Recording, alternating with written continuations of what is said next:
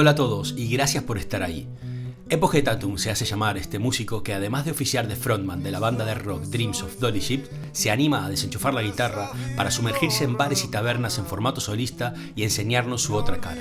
Canciones muy personales en las que en algunos casos aborda temáticas sociales tan duras que te tienes que agarrar a tus propias entrañas para no derrumbarte. Hoy, en Rodando 73, Epoche Tatum. Bueno, Epoche, lo primero, bienvenido, ya es la segunda vez que estás en Rodando 73, acabamos de grabar temas y ahora el formato es nuevo, te agradecemos mucho que te hayas prestado para esto. Muchas gracias por avisarme y formar parte otra vez del Rodando. Muy bien. Bueno, lo primero que quería era saber de dónde viene el nombre, Epoche Tatum. Es un seudónimo, supongo. Sí, bueno, Epoche realmente es un significado de una filosofía de un alemán, además, que significa un montón de cosas. Lo que es profundizando un poco, viene siendo el no juicio de ninguna situación en ningún momento, que sería para alcanzar el nirvana o la sabiduría, sería que no fueres capaz de juzgar nada, ni lo bueno ni lo malo ni nada, mantenerse neutro, ¿no? Que es algo imposible en el día a día. Y lo de Tatum se lo puse como un poco apellido porque hay otros proyectos que llevan lo de Epoche también, o incluso artistas, creo que electrónicos, así había algo por ahí. Esa idea de mantenerse neutro, en tu caso, o al menos en lo que transmites con tu música, incluso también con tus redes, no es estar neutro. No, es casi como justo al revés, es como mantenerse neutro en determinadas cosas con tan poco juicio, con tan mal rollo, ¿no? Entonces, pues, de ahí también mi temática suele ser bastante oscura o bastante dramática, pero mismamente para eso, para normalizarlo, entre comillas, que hay algo negativo o algo que se puede cantar, para que yo creo que la persona que lo escuche y que se sienta identificada con determinada letra, le ayude a sacar ese demonio que puede llevar dentro, ese dolor. ¿Crees que músico se nace o se hace? Yo ojalá fuera músico, también te lo digo. Me pones una partitura y tengo la desgracia de no saber leer una partitura, Para mí eso siempre fue esa espina grande, ¿no? De poder leer el lenguaje universal, irte a cualquier parte del mundo y con tu instrumento te acaban de dar aquello que casi no hace falta ni que lo ensayen y va ahí. Eso para mí es increíble. Yo siento la música, no sé, es como alguien que le guste la pintura y es capaz de pintar lo que él cree y sobre todo lo que a ti te llena y no tiene ni idea de pintura realmente, no sabe técnicas, no sabe tal. Entonces vas autodesarrollando tus técnicas. Que bueno, que muchas veces digo yo, al principio de los tiempos o al comienzo de los tiempos, antes de hacer una norma sobre lo que hay, ¿quién dijo que era así o era de otra manera? ¿No? Se supone que fue un proceso. Pues muchas veces uno como artista va en ese proceso, sin haber estudiado lo básico muchas veces, que es una desgracia, vuelvo a repetir, pero entonces te lleva por otro camino, por otros pasillos que a lo mejor no irías si fueras por la norma. ¿Y crees que es necesario saber leer partituras para considerarse músico? No es necesario, pero sí, yo tengo envidia de esa gente un poco, esa envidia de poder transmitir o de leer eso en cualquier sitio sobre la marcha, me parece brutal. Y todo el mundo me dice, ¿estás a tiempo? Estoy a tiempo, pero no sé, prefiero dejarlo así apartado. Bueno, con respecto a tu niñez o un poco cuando empieza todo esto, ¿dónde sitúas el inicio? ¿Cuál es ese recuerdo que dices, a partir de aquí yo sabía que quería dedicarme a esto y que quería intentar? Yo empecé muy tarde, cierto, a tocar la guitarra. Yo escuchaba, bueno, música ahí por parte de mi hermano mayor también, que es bastante rockero y metalero de aquella. Bueno, de aquella, y ahora también, vaya. Y mi hermano es el cantante de Aphonic, se llama Chechu, no sé si ya lo conocíais, creo que sí. Sí. Y entonces, pues, con relación a él fue donde yo me metí un poco más en la música, más profundizando. Pero sí es cierto que cuando hubo un clip ahí, cuando yo decidí, dije, yo quiero montar, antes que tocar guitarra, montar un grupo de rock, fue viendo un vídeo de los Smashing Pumpkins de una gira que tenían por allá, por el 96 o no sé qué, y veía un garito así pequeñajo, todo petado de peña, saltando aquello, y dije yo, esto es brutal, esto. Me dio como un aliciente a empezar a tocar la guitarra. ¿Crees que conseguiste replicar un poco ese deseo? Sí, el sueño yo creo que lo he vivido, o sobrevivido. Porque sí, luego con el otro proyecto del grupo que tengo, Dreams of Dolly Ship, que es donde es un rollo más grunge, más noventero, donde realmente puedo gritar más o desinhibirme un poco de la realidad más brutalmente, hemos hecho eso, hemos girado, hemos tocado, en el underground siempre, tocando para muy poca gente y demás, pero sí esa satisfacción de hacerlo y con gente con la que ya llevo muchos años. Este año vamos a hacer 20 años, el bajista y yo, desde que formamos el grupo. Y bueno, es una carrera de fondo, el arte en general, yo creo, y la música. No es ir corriendo a hay que llegar aquí, hay que, oh, mira, que ya eres viejo y no conseguiste nada, ¿no? Yo creo que ese rollo de triunfar y joven, no sé qué, de entrada nadie va a triunfar en ningún lado. Y segundo, si te haces viejo es porque tienes la experiencia de andar por ahí, ¿no? De haber hecho cosas, vaya. Pero cuando tu meta es así tan explosiva de querer llegar a los sitios, normalmente esa gente yo creo que se queda a mitad de camino. Porque vuelves a repetir, es una carrera de fondo y por supuesto no vas a llegar ni en el primero, ni en el segundo, ni en el tercer lugar. Y es probable que no llegues. No hay que llegar a ningún lado. Respecto a la banda, luego que quiero que hablemos un poco de la escena musical, te vamos a preguntar más cosas. Siguiendo un poco con cómo nace este artista, ¿tenías acceso a instrumentos en casa? Es decir, ¿cuál es la diferencia de edad que tenés con tu hermano? Yo tengo ahora 43 y mi hermano Chechu debe tener, si no me equivoco, 47, 48.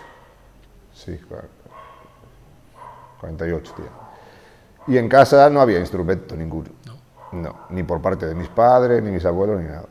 Yo me acuerdo la primera vez que escuché rasgar una guitarra española, fue a clases particulares que iba yo, como mal estudiante que era, a casa de allí de una chavala que daba clases particulares. Y siempre me fascinó cómo podía sonar ese instrumento que estaba ahí apartado. Era algo que te llamaba la atención. Pero en casa nunca lo hubo. Y mi hermano Chechu, cuando se metió en la música, tampoco fue instrumental. Mi hermano Chechu es vocal, es cantante, pero nunca tampoco estuvo con ningún instrumento, ni guitarra, ni nada. Entonces en casa no hubo guitarra. Yo cuando quise en casa, y ya te digo, con muy tarde de edad, ya de 18, 19 años, que fue cuando empecé a dar, ¿para qué quieres una guitarra, no? Te dicen en casa. ¿Para qué vas a andar a perder el tiempo con una guitarra? Te dicen en casa. Ese rollo es muy, por desgracia, es muy gallego o muy español. Y intentar tocar un instrumento fuera de lo que es eso, lo que hablamos antes, la escuela formal, pues estás ahí, pues es un hobby, ¿no? Sí, vale, es un hobby. Es un hobby, pero que a mí me salvó muchas veces de situaciones, es una terapia grande para mí. Yo si no tuviese la música, no tuviese la manera de tocar la guitarra, no sé ya cuántos psicólogos habría desahuciado seguramente. Es una gran terapia, el teatro, la música, todo eso que al final te hace sacar cosas de dentro, cosas malas, ¿no? Porque las cosas buenas al final te quedan ahí y se intentan compartir, pero las malas es más difícil compartirlo, ¿no? Nadie quiere. Eso te lo comes tú, te lo masticas tú y de alguna manera si tienes esa capacidad de sacarlo, sea escribiendo, sea la gente que está pasándolo mal en estos tiempos tan jodidos que estamos llevando, yo recomiendo a gente que escriba, aunque luego coja el papel, lo queme, lo rompa, pero simplemente hacer esa acción de tal, ya te estás liberando de muchas cosas. Escribir algo, escribir tus cosas más oscuras, tú no sé qué, tú por qué te sientes de esa manera. Eso es una autoterapia muy grande que la gente muchas veces no se da cuenta.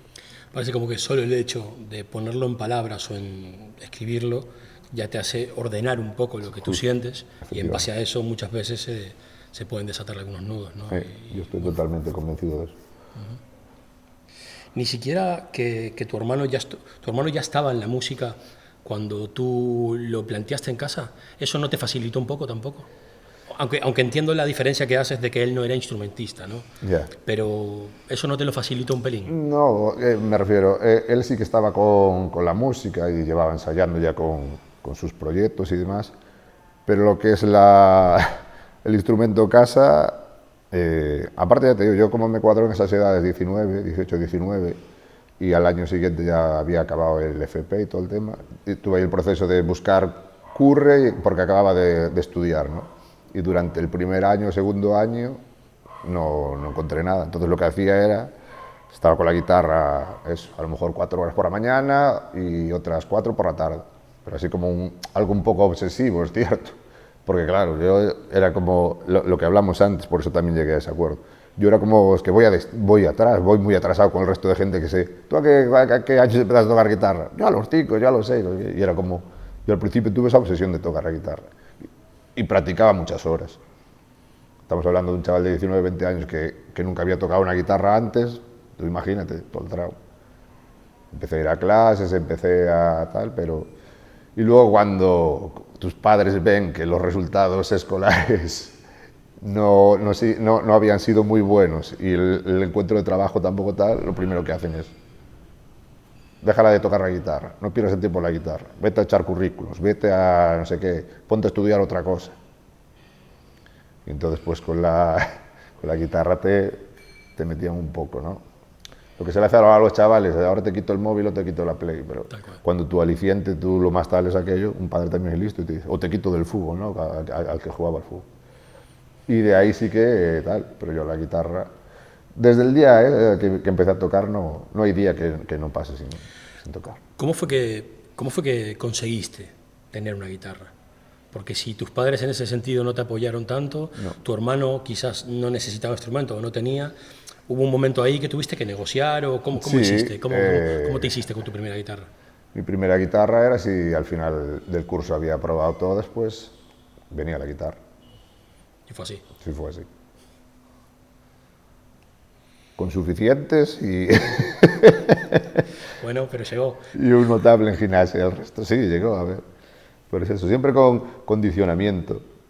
Es como funciona todo un poco y a veces es triste, ¿no? Porque yo ahora también tengo dos críos y me doy cuenta de que la educación del condicionamiento está a la orden del día. ¿Crees que da resultado?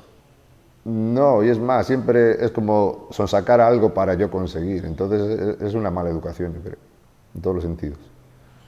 Porque luego ellos con sus demás amigos ves que hacen lo mismo. Yo para esto necesito, ¿no? Y dices tú, bueno, pero es algo natural o algo... Bueno, creo que es una base un poco falla de educación. Partiendo de que tampoco estoy nada de acuerdo en un sistema educativo de este país, ya obsoleto desde hace 40 años, y que nadie quiere tampoco cambiarlos. Ni los valores que se enseñan, ni todo lo que se aprende en la escuela. Porque sí, está claro que hay un modelo educacional, pero luego el niño que escapa de ese modelo, y podemos llevarlo a la música, al teatro, a otra cosa que ya no tenga que ver con la educación primaria, este niño ya es un poco molesto, ¿no? Ya no va con el resto de la clase, ya no va por donde está el camino marcado. Por eso creo que sí que es cierto que el sistema educativo de este país y de casi todos los sistemas educativos está hecho así a propósito, efectivamente, para ralentizarnos, para donde puedas ir meterte en el engranaje del trabajo laboral súper precario por encima y ahí buscarte la vida con 1.000 euros al mes y los ganas y poco más. Las oportunidades son nulas. Ahora tenemos bastante información de algunos otros países que están haciendo cosas diferentes. ¿Comulgas con alguna? Si tú pudieras elegir... Sí, incluso aquí en España hay varias escuelas, ahí ya en Barcelona, en Bilbao, hay otro tipo de escuela donde dejan ser a los niños, por decirlo así, más naturales. Aquí lo que se hace es condicionar, estos son todos los niños, ¿no? Todo está marabunto. Y aquí hay un embudo que hace así, y por aquí tienes que salir. Yo creo, y pasa en la sociedad en general, ¿no? Cuando tienes que buscar un trabajo, el embudo es este. El que no quiera entrar por el embudo, olvídate que ahí no vas a... Entonces ya te empiezan a apartar ya de pequeño. El niño que realmente no, o que es más bullicioso, ya de pequeño ya tiene como un estigma, ¿no? Ya le están ahí marcando, ¿no? Pero puede tener una cualidad grandiosa para hacer juegos con otros amigos, para no sé qué. En clase siempre se premió, y lo digo así, y dirás, porque tú fuiste un puto burro. Es cierto que fui un puto burro estudiando, pero me molestaba, y yo lo veía de pequeño, que como chavales de 7, 8 años tenían unas notas increíbles, ¿no? De aquella, ¿no? 7, 8 años, o 10, o lo que sea. Pero luego en clase eran unos hijos de puta. Se metían con los otros, no sé qué. Y los profesores sabían, pero ¿qué pasa? Luego te sabían las tablas, te sabían no sé qué, y eso era el premio. Sociabilizabas una mierda con tus compañeros, daba igual. Luego sí, de vez en cuando había algún toque de atención, pero las notas callaban la boca a todo el mundo. Y eso sigue pasando hoy en día. Hoy se premia la memoria. Tener una memoria de acordarte de la historia de no sé qué, al final es todo lavado de cerebro. Se supone que ahora vivimos en la tecnología y tienes los datos de toda la historia para que memorizar y valorar, decir, ¿supiste en qué fecha, en qué año, en qué no sé qué? Yo siempre eso lo tuve y dirá mucha gente, pues claro que es muy importante, por supuesto, pero más importante que ese chaval o esa chavala no llegara al patio y empezara a patadas en uno que estaba allí jugando tranquilo, ¿no? Y eso pasa. Y este tipo de bueno, de recuerdos, ¿tienes alguno puntual que te haya marcado o esto es, al final, es una opinión que fuiste formando con tu adultez? Yo lo viví y lo tengo hablado muchas veces en el colegio La Paz Tintureira, que tengo yo a mis hijos ahora ahí metidos. Eso, cuando teníamos 7, 8 años había un profesor, iba a decir su nombre porque fue un hijo de puta, porque el señor Don Paco, que le llamaban el Matavacas. Matavacas. Matavacas agarraba allí a los chavales y sobre todo de aquella, la gente que estaba con más falta de recursos todavía era más fácil de ver, entre comillas, en los colegios públicos. Y había allí 2 o 3 que, bueno, y cuando no traía los deberes o cualquier excusa, era mano abierta, un tío fortachón, mano abierta con dedos de... y delante de los demás niños, que era como una terapia para el resto, de darle allí unas hostias, pero descomunales, del chaval sangrando por la nariz allí medio del suelo, se reía por nervios porque todo el mundo lo estaba viendo y seguía la masacre. Eso lo sabe mucha gente que estudió allí, se pasó en otros muchos colegios, eso por suerte se eliminó, por suerte el Tintureira es uno de los mejores colegios públicos que hay hoy en día. Pero en aquellos años 80 y pico, esas cosas, y como en tantos otros colegios, que nunca se contó, pero eso quedaba. Tú imagínate un niño de 7, 8 años viendo cómo está uno en el suelo y el profesor sigue zarandeándolo y sigue dándole a mano abierta. Y aún por encima, que es lo más sangrante, y nunca mejor dicho, que esos niños llegaban a casa y no contaban que era el profesor. Porque si aún por encima fuera el profesor y decía el padre, el profesor te pegó. Aún llegaba a casa y llevaba más, porque ¿qué coño hiciste para que el profesor tal? Pero resulta que el que estaba mal educado en todos los sentidos, empezando ya por el más básico, que es la empatía a un niño de 7 años, era el puto profesor. Y eso tú, no sé si alguna vez te tocó vivirlo, pero te quiero preguntar... En piel no, pero yo, por suerte o desgracia, cuando pasa eso, en cualquier otra situación de mi vida, suelo ser muy... Es casi como si lo viviera yo, tengo ese fatalismo, entre comillas, y yo aquello, pues, y así, la gente salía luego después de que había pasado eso, salíamos al patio porque era patio y la gente corría, no pasaba nada. Yo ese día ya estaba jodido, desde un par de días. ¿Pero llegabas a casa y lo contabas cuando eras espectador? No. ¿Tampoco? No. ¿Sentías eso mismo que dijiste? ¿Sentías que iban a estar de acuerdo con eso? Sentías, pero hablabas con otras clases, con otros... y era algo normalizado. Dice, en caso no lo digas porque... y si lo decías, pues a lo mejor en mi casa de entrada no se contaba, pero sí. Es lo que te digo yo, el chaval que acababa de llevar esa paliza allí en directo delante de todo el mundo, si llegaba a casa y lo contaba, aún sus padres seguramente lo remataban, en el peor de los casos. Y esta es la educación que vivimos muchos que tenemos ahora 40 y tantos años. Que siempre decían, no, que no, mi padre que tiene ahora 77, porque de aquella te daban, sí, claro que te daban, pero en la nuestra también. Hoy en día no, y ahora no es el rollo que se cambia, ¿no? Que dicen, no, porque ahora los padres vienen a pegar a los profesores. También hay ese doble, pero que aquí no estamos hablando de pegar, estamos hablando de la educación. Ya de entrada tendría que haber una asignatura que sería educación emocional, que es tan importante. ¿Cómo no va a ser algo tan importante, tan básico para el día a día, para llevar cualquier situación de la vida? Y en los colegios no se ve. ¿Por qué no está eso? porque no quiere, no interesa tener sentimientos o educación emocional. Con tus niños, ¿cómo introduces estas cosas? ¿Cómo, perdona? Con tus niños, ¿cómo introduces estas cosas? Los niños, pues eso. Yo siempre tuve, no sé por qué, ese apego a los niños o como ese sentimiento. Muchas veces me dicen por determinadas letras que tengo, de mi padre y no sé qué. Yo, por suerte, en casa no vivimos violencia ni cosas de esas. Pero sí por otras situaciones o por muchas veces imaginación, pues te imaginas eso, qué pasaría, que no sé qué. Y yo con mis hijos, pues intento hablar mucho con ellos muchas veces, siempre antes de acostarnos o casi siempre. Me pongo al lado de ellos, ellos duermen en 2 literas y yo me pongo muchas veces en la alfombra abajo y le pregunto, a ver, contarme algo, no sé qué fue al colegio. Bueno, tampoco mucho porque si no se alteran y luego ya no quieren dormir y más. Pero sí intento, porque el gran problema es que a los niños se les escucha poco. Tienen mucho que decir, pero se les escucha poco. No tenemos tiempo. Y es cierto, no tenemos tiempo. Pero tienen ellos mucho más que educarnos que nosotros a ellos. Eso sí que estoy convencido. Bien, una vez que superaste un poco ese reto de conseguir la guitarra, de tocar 8 horas por día, de empezar a sentirte más cómodo con tu conocimiento, con tu ejecución, un día te plantaste en un escenario.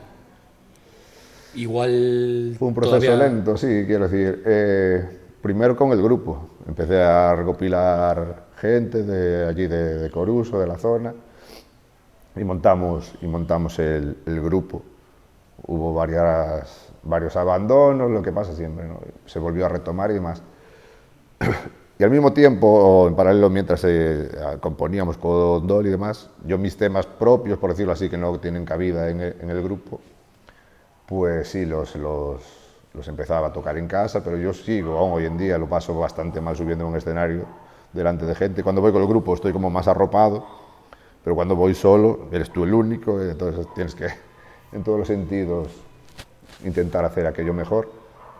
Y no hace tanto que empecé a subir yo solo a los escenarios con la guitarra acústica. No hace tanto, igual hablamos de solo, igual hace 4 o 5 años, porque antes iba con Juan y lo mismo, me sentía un poco más acogido con él, pero solo es 4 o 5 años. Porque ¿de dónde nacen tus canciones? ¿Desde dónde escribes? Muchas veces una introspección, ¿no?, que se dice, o pensar tus determinadas situaciones. De sueños me tienen venido algunas cosas también, eso es cierto. De soñar algunas situaciones y luego escribirlas. Yo hubo una temporada que tenía esa manía de despertarme y quedarme en cama un rato hasta que me empezaron otra vez a venir los recuerdos, porque no, si te levantas al momento se olvida.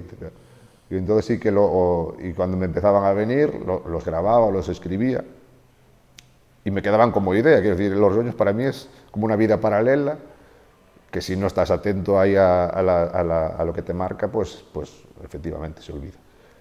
Y me lo apuntaba, y muchas ideas venían de ahí, muchas otras ideas de situaciones que ves. Y por ahí vienen las cosas, viene, no sé, o detrás de una melodía te viene una letra sin tú saber exactamente de dónde viene. Eso me pasa muchas veces. A mí me da la sensación al escucharte que tus letras, en algunos casos, son como lo principal. ¿Estoy en lo correcto? Que empiezas por ahí. Tengo mucha letra escrita, pero como si fuesen párrafos o demás. Luego yo cuando hago la música lo hago al revés, porque no lo sé hacer de otra manera. Y es, primero hago una melodía, bueno, toco unos acordes, hago una melodía y sobre esa melodía meto la letra. Tengo que saber primero la melodía, o por dónde va la melodía. Entonces muchas cosas de las que tengo escrito no me cuadran en esa melodía. Entonces la adapto, no sé qué. Sé que hay mucha gente que lo hace al revés, hace la letra y dice, en esta letra vamos a musicalizarla. Yo no soy capaz de hacer eso.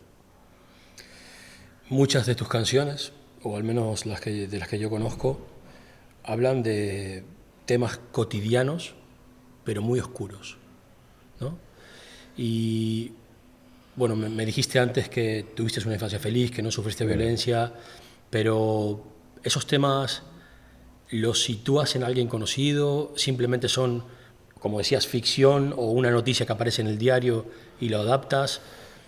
Es que al final, sí, viendo por ahí, muchas veces es una noticia que a lo mejor no es tan oscura o no parece tan oscura, pero luego investigas un poco más por tu cuenta y sí sale muchas cosas que a lo mejor no están en la prensa así oficial. Cuando cojo ideas de ahí o determinados traumas que hayan pasado. Y volvemos a lo de antes, el tema con los niños sí que siempre me dolió demasiado, sin saber exactamente por qué, porque ya te digo que yo no he sufrido nada de eso. Entonces hablo muchas veces de los abusos, tanto de los profesores, como hablábamos antes, de la iglesia, de un padre a su propia hija, ¿no? Como ese tema que hablamos antes de nuestra niña. Pero es algo como no está premeditado, algo que brota en ti, como si te pusieras en esa situación y necesitas contarlo, ¿no? Cantarlo por su parte, por la parte de esa persona. Y sale así, como una especie de trance, no sé, como llegan, no sé bien muchas veces digo yo, o me pongo a leer cosas que escribí, que yo, hostia, tengo la manía de poner las fechas de cuando las escribo, sí, incluso la hora también, sí, para saber si fue por la mañana, por la tarde, bueno, son unas taras mías. Y es cierto que muchas cosas de las que luego leo, digo yo, no sé en qué momento, ¿sabes? Porque es como, tú a veces cuando te pones a escribir es como una locución rápida que te viene. Y es más, si no lo escribes en ese momento, se te va y te viene otra. Y escribes así. ¿Sueles escribir en papel o en digital ahora mismo? ¿O con mezcla?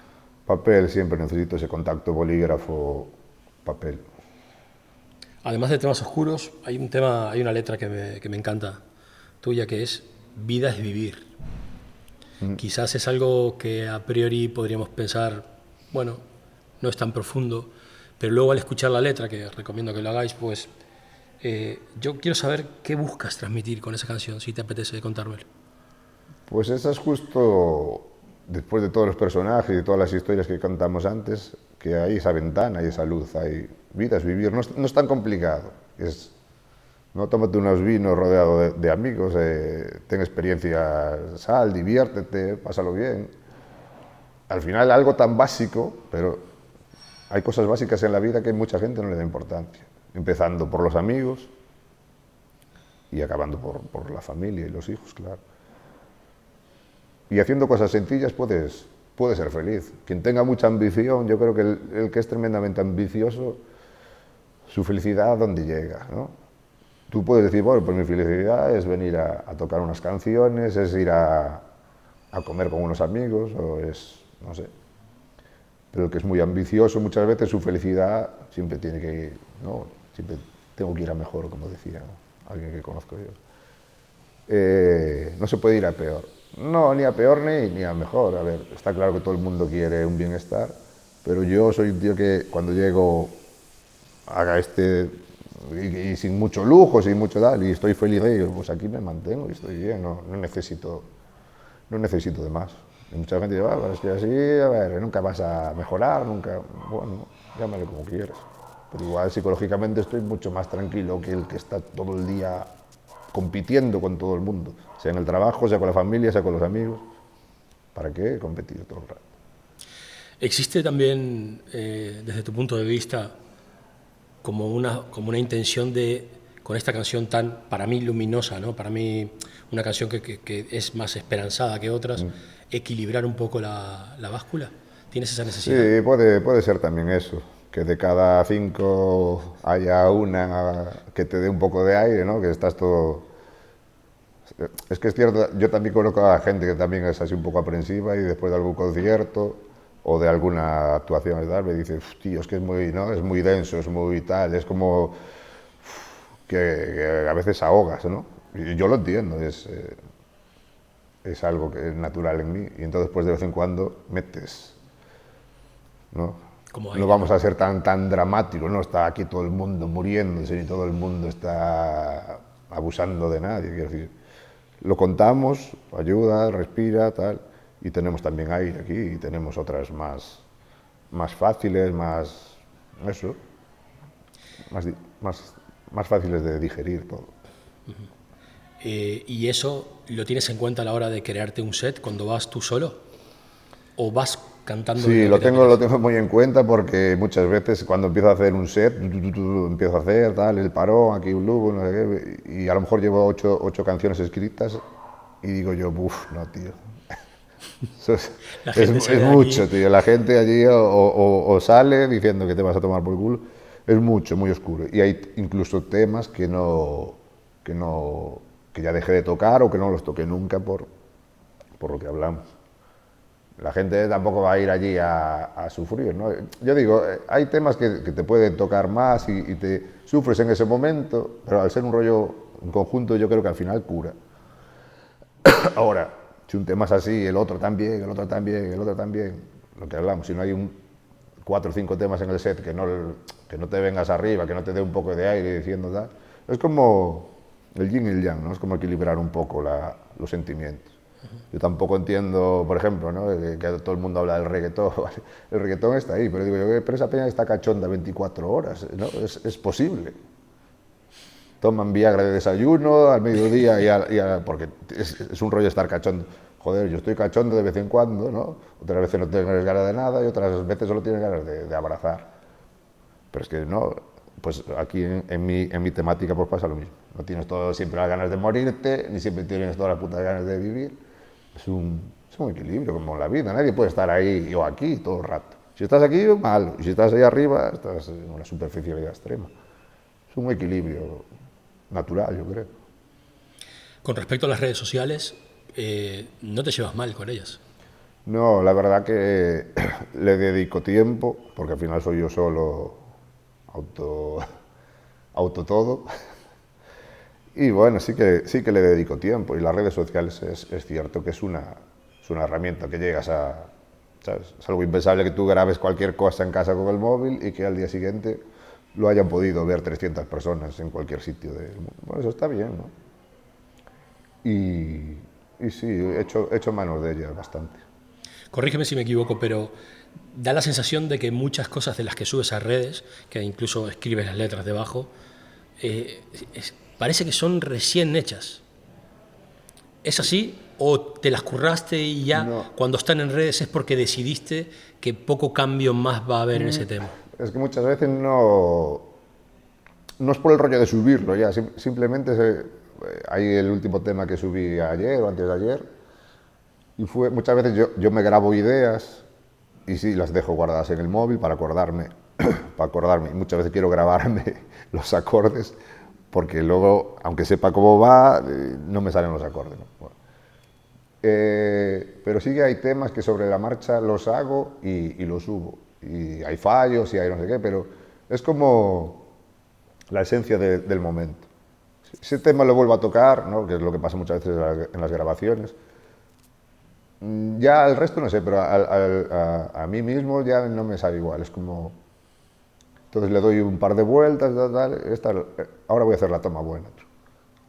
Cuando ya una toma es repetida 3 o 4 veces, 5 veces, yo creo que pierde mucho, no sé. Es como algo recién abierto.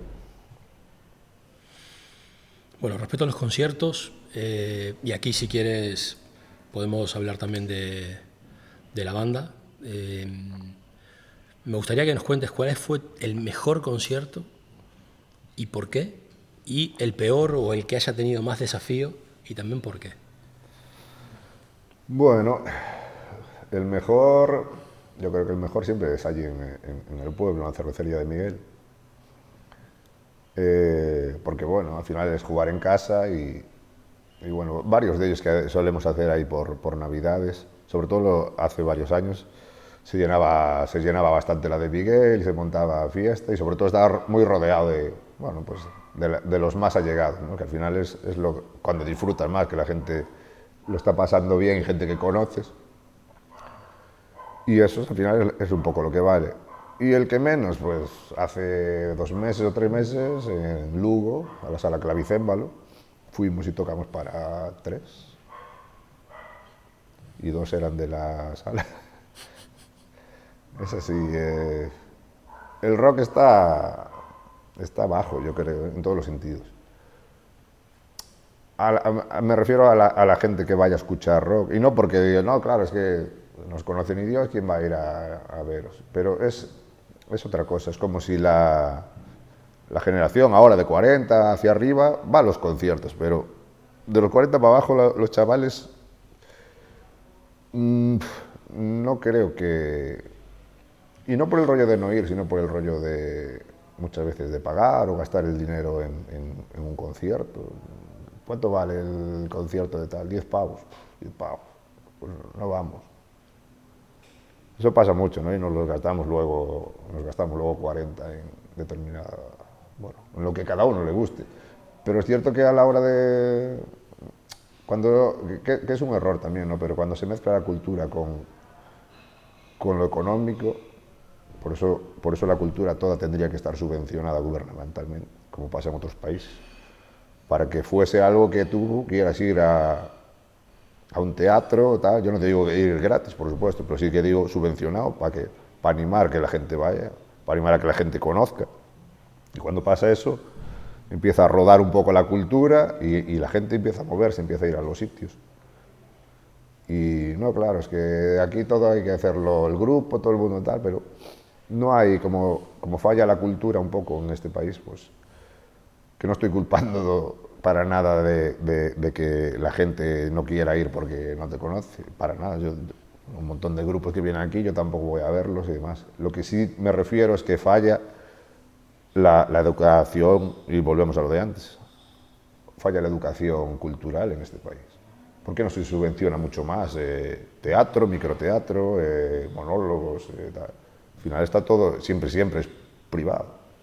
¿Crees que puede tener que ver, sobre todo en las generaciones nuevas, que el acceso por medio de las redes, bueno, internet, plataformas, streaming, lo que sea, la facilidad de acceso le está quitando la importancia del vivo, del estar aquí en las maderas, de ir a ver un concierto cuando puedo tener acceso al mejor concierto de la banda que lo ha tocado en Miami o donde sea? Eso es así. ¿Crees que hay algo que ver? La gente quiere, lo que dices tú, yo creo que ese feeling que hay cuando tú estás tocando en directo y la gente está ahí y estás sudando y estás disfrutando, ese rollo está... Quiero decir, esa interactuación entre el público y tal. Hay gente que entra en un bolo y se coge su móvil y se pone así. Y digo yo, vale, tú puedes grabar un tema que reconoces que vas a grabar, pero todo el puto concierto me cago en Dios. ¿Para qué? Disfruta lo que está... Quiero decir, tú luego en casa te lo vas a poner y no va a ser ese calor, no va a... ¿Qué cojones? Es como cuando ves pornografía. Está de puta madre, claro que sí, yo no te digo que no, pero coño, cuando tienes allí una chavala que está allí que quiere algo contigo y dices tú, no, déjame ver esto que está grabado, ¿no? Disfruta del momento, disfruta de lo vivo, de lo natural. Pero no es poca gente, ¿eh? Así como entra a un concierto, ¡pum! Coño, ¿qué disfrutas así? No, claro, es que luego tengo un canal que lo subo y tengo... Coño, pues vete a la mierda. No estás disfrutando, ¿no? Joder, y tú que vosotros sois cámaras y demás... Mucha gente que a lo mejor viene a sacar fotos a los conciertos y alguno me tiene dicho, voy a ir a vuestro bolo, pero no me llevo la puta cámara, voy a disfrutar del concierto. Coño, normal, ¿no? Porque si estás trabajando, estás haciendo esto, un tío que esté así todo el rato, por mucho que digas, no sé, no estás entendiendo la energía que estamos intercambiando. Claro. No la estás entendiendo. ¿Qué grupos gallegos me recomiendas? ¿Por dónde andas a nivel escucha? La verdad que ahora ando así medio... Hombre, Afonic, Tampoco, sí, Afonic no, claro. Supongo que sí, ¿no? Afonic sí, por supuesto, los hermanos Afonic están ahí. Pero es cierto, y no me voy a tirar el rollo, soy bastante incultural escuchando grupos. Y ya no, quiero decir de ahora, sino de grupos clásicos. ¿Cómo no te escuchaste este disco? Hay un montón de discos clásicos que te podría decir ahora y dices tú, ¿cómo qué aberración es esa? Que no los escuché en la vida. Y que creo que los escucharé mucho más adelante. Pero bueno, y de bandas así gallegas, pues sí, me gusta mucho Dios que te criu también. Eso, los Afonic, que ya lo dijimos.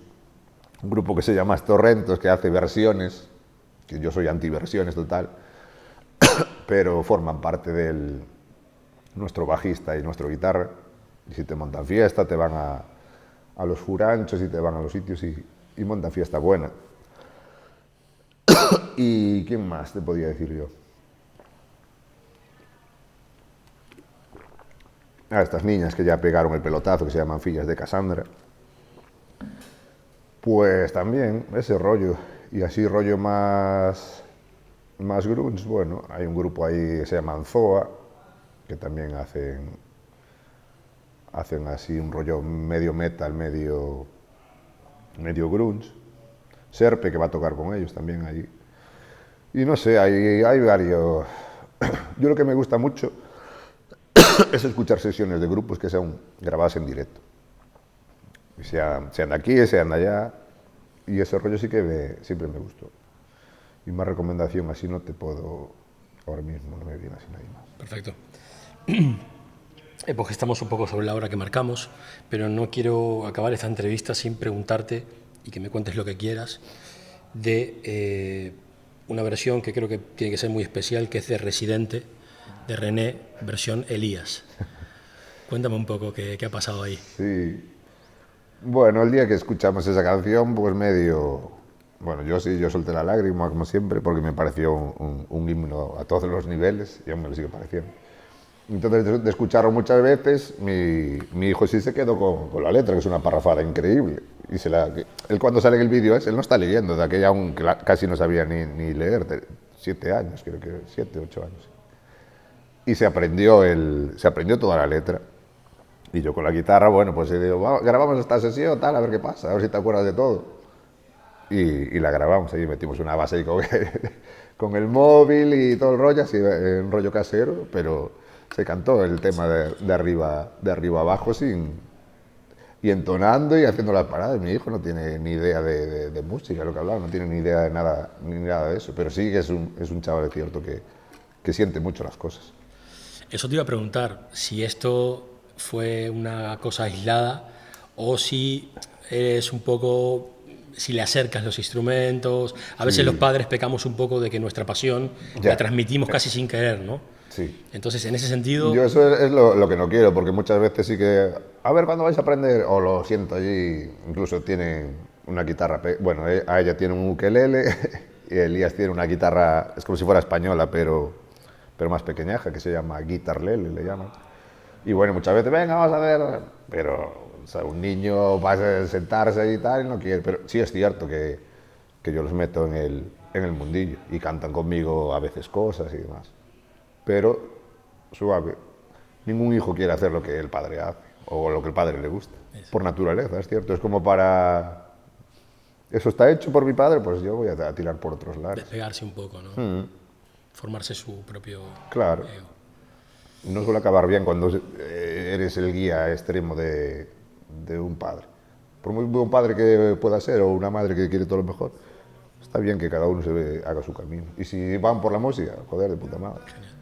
Y si van por el camino que sea, ahí estaremos para apoyarlo. De puta madre. Lo dejamos por aquí, porque muchísimas gracias. A vosotros. Espero que lo hayas pasado bien. Sí, sufriendo y disfrutando al mismo tiempo, que es lo que me suele pasar. Pues ahí estamos. Gracias, tío. A vosotros. Me odiaban antes, me invitan a beber para que mi monstruo hable y mienten. Siempre sigue doliendo verte. Mienten siempre como lo hacías tú. Como lo hacías.